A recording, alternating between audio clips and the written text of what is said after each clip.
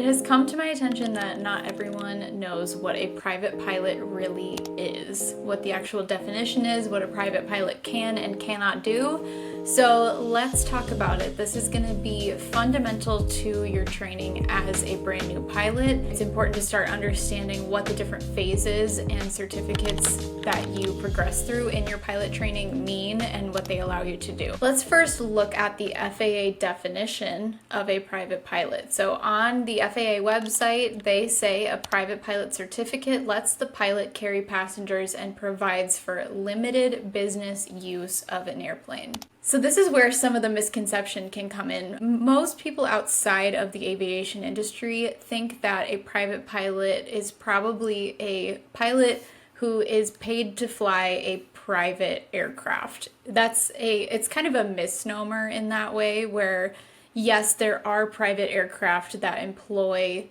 pilots that only fly for that aircraft, that family, that company, whatever the case is. There are privately owned aircraft that have a dedicated pilot that is employed to fly that aircraft.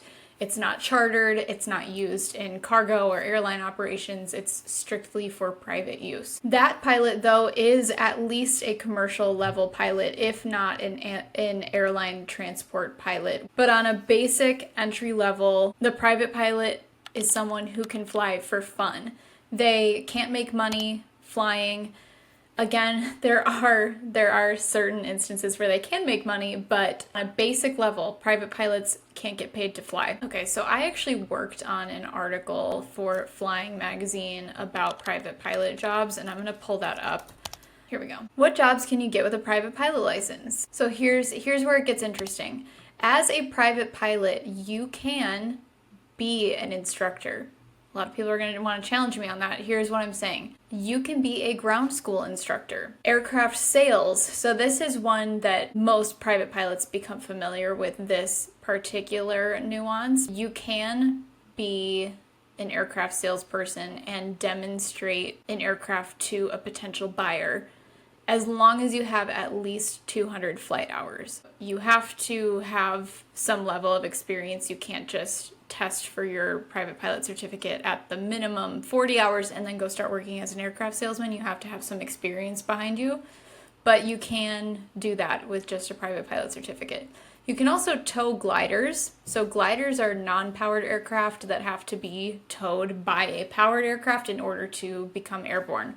So with a private pilot certificate, pilots can accept money for towing gliders. So again, can't just get your private pilot certificate and jump in and start making money as a glider tower, but you can work up to that at the private pilot level. You can also operate as a light sport test pilot. So when aircraft manufacturers produce a new aircraft, they need to hire pilots to run test flights on those new aircraft to make sure they meet safety and performance requirements before being sold to the public. So a private pilot can act as a test pilot, can be paid to test light sport aircraft for an aircraft manufacturer. Light sport aircraft are a little different than what the normal private pilot would fly. They have weight and speed restrictions that allow them to be classified as light sport. So they're usually just 1 or 2 seats.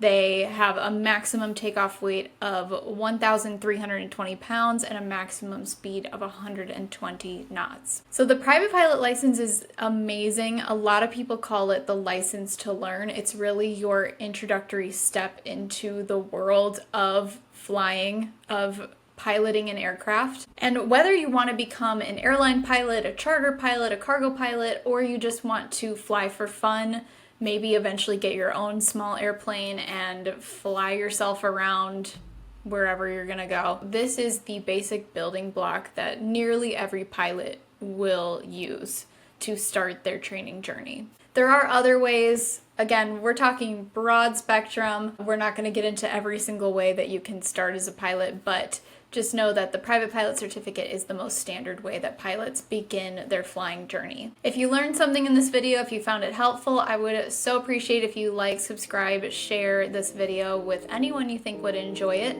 I share new flying videos about flight training and getting started as a pilot every single Tuesday here on YouTube. And if you have specific questions about training topics, things that you want me to answer, drop them in the comments. I always want to be creating new content that is helpful for you, that can support you in your training journey.